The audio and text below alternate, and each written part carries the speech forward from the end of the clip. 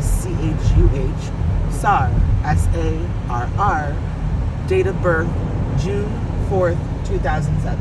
Thank you.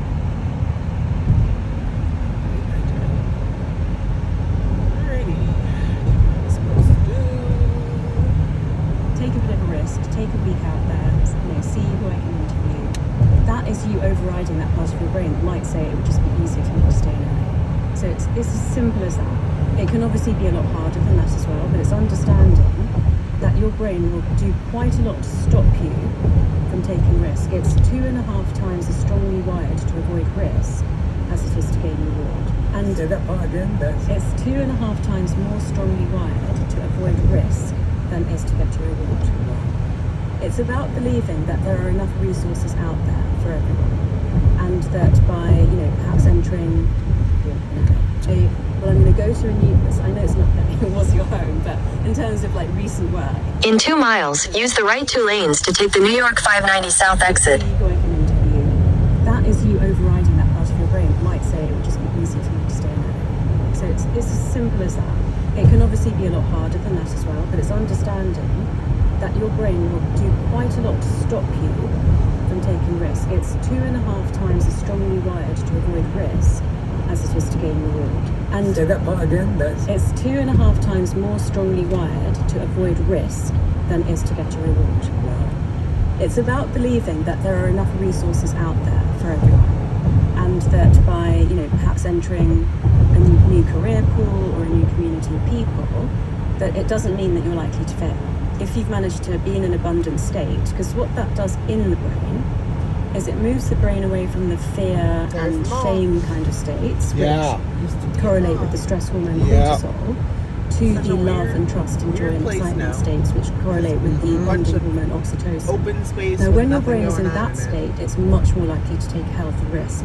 It's much more likely to ask someone for a favour. We were talking about, asking each other for favours before. You wouldn't do that if you thought, don't ask Jake, you don't want to try another way. 590. You never ask anyone. But if you start a conversation... In half a mile, use the right 2 lanes to take the New York 590 South exit. But you need to be pushing yourself into that mode as much of the time as you can. So the second one is manifestation, which is believing that with your abundant resources, you can do things in the real world that mean that, whether it's that feeling... Use the right 2 lanes to take the New York 590 South exit. You have it in your capability to make that happen. Because of course, if you believe it will never happen for me, one of these common statements... Continue on New York 590 South for 4 miles. It's just negative manifestation. And it's important to say that both manifestation and the process of neuroplasticity, which I will describe in detail, which is how your brain changes to allow you to grow and grasp new opportunities, they both have a good side and a bad side. And the classic example of a bad side of neuroplasticity is obsessing over an ex after a breakup. Because what you're saying to your brain is, this is what people do. You trust them and then they leave you. And you just remind yourself of all the times that you should have seen the signs, and then all the times that it went wrong. That's also inducing neuroplasticity and potentially manifestation in your brain, because if you don't make a change after that, your relationship pattern will stay the same, and you'll reinforce it further with more breakups and more, sort of choices of partners that aren't ideal for you. The third one is the magnetic desire that I already discussed, which means that it has to be really authentic to you, but also aligned in simple terms in your head, your heart and your gut. But in the source I talk about 6 ways of thinking, which are logical, emotional, physical, intuitive, motivational and creative. So if you think of something that you want, and you ask yourself in 6 different questions, why do I want this logically, why do I want it intuitively, and you can get a really good answer to those, then it's likely that you will be able to manifest that. Then there's patience, which is to do with neuroplasticity. So until we had sophisticated scanning technologies, a lot of this work, cognitive science work, was all thought to be psychological rather than neurological.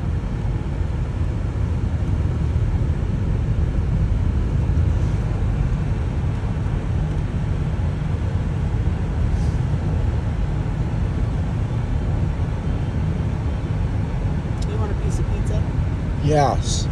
From where? Mazzaroni's. Why are you so boring?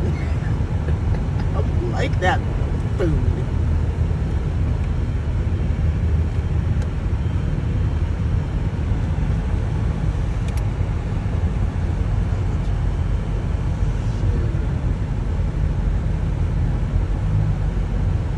Embryonic, baby nerve cells that then connect up with ones that already exist. And you may also be adding an insulating coat around existing neural pathways to make them faster, to make them more efficient. So the patient's piece is because a lot of hard work goes on. You know that feeling if I'm trying to manifest but nothing's happening?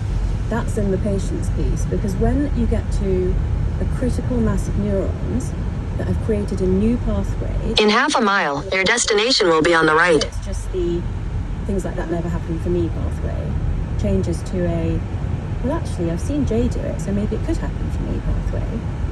That takes a lot of effort.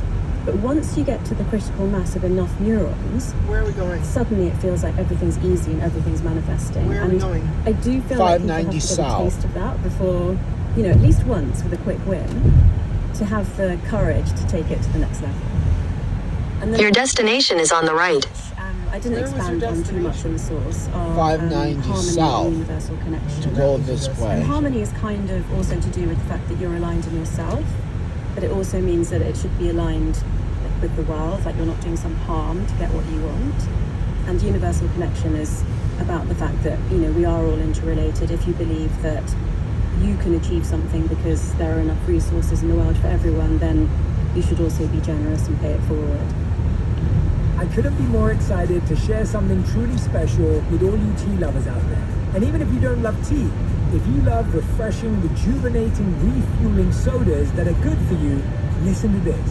Radhi and I poured our hearts into creating Junie sparkling tea with adaptogens for you, because we believe in nurturing your body, and with every sip, you'll experience calmness of mind, a refreshing vitality, and a burst of brightness to your day. Junie is infused with adaptogens that are amazing natural substances that act like superheroes for your body to help you adapt to stress,